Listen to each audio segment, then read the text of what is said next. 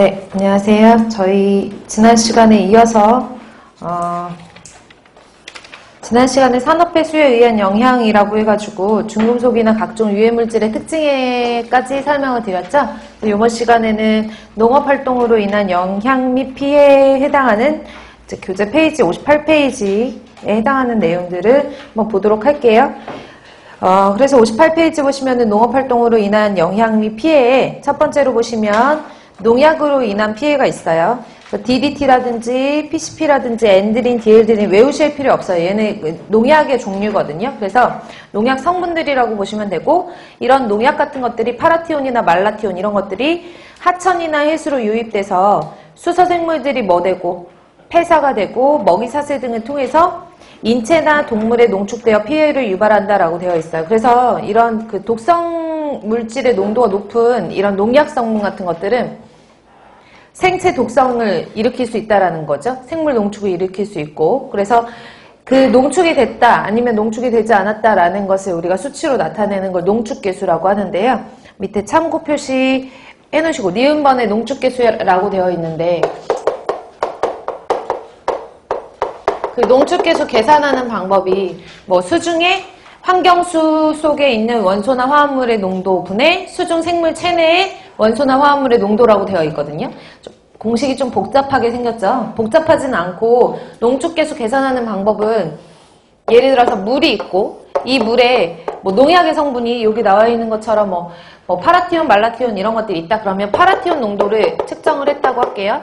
파라티온 농도가 물속에 약 0.2 ppm이 있다고 할게요. 예를 들어서 물에 파라티온이 얼만큼 들어가 있지라고 했더니 수중의 파라티온의 농도 0.2 ppm인데 이 안에 물고기가 있는데 이 물고기를 보고 이 물고기 안에 파라티온이 얼마만큼의 농도를 가지고 있는지를 봤어요. 얘 물고기 안에 0.6mg/L가 있대요. 그 말이 안 되잖아요. 주변 환경에 0.2 ppm밖에 없는데 물고기 안에는 0.6 ppm 있다는 것은 주변 환경에 수중 환경에 있는 그 파라티온 농도가 물고기에 영향을 분명히 미쳤겠지만 이 물고기에 있는 그 파라티온의 농도는 계속적으로 됐다는 뜻이에요? 농축이 되어가고 있었구나 라는 뜻이에요. 그러면 이걸 가지고 원래 주변 환경의 농도, 파라티온의 농도가 0.2인데 생물체 내에 있는 물고기 안에 있는 농도 0.6이니까 계산하면 3이잖아요. 그쵸?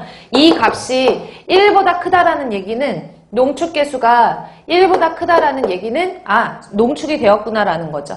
수중 환경의 농도가 0.2인데 물고기 안에 있는 농도가 0.1이래요. 그러면 얘는 지금까지 계속 농축된 게 아니라 그 주변 환경의 영향을 받았을 그 경우가 크잖아요. 그쵸? 근데 이 안에 있는 농도가 생물체 내에 있는 농도가 더 높다라는 것은 그만큼 농축이 되었구나라고 하는 생물 농축을 알려주는 거죠. 그래서 그것을 농축계수라고 얘기를 하고요. 바이오 컨센트레이션이라고 해서 지난번에 생물 농축에 대해서도 말씀드렸으니까 그렇게 기억만 해놓으시면 돼요. 농축계수의 의미는 그 정도로 확인을 하시고, 그래서 디귿번, 리을번 같은 경우에는 한 번씩 읽어보시면 농축성이 있는 물질은 대부분의 중금속류 농축성이 있고요. 그 다음에 방사성 물질이나 농약계 중에서도 유기염속의 농약에 해당하는 것들, 유기염속의 농약에 해당하는 것들은 농축성이 있다고 알려져 있어요.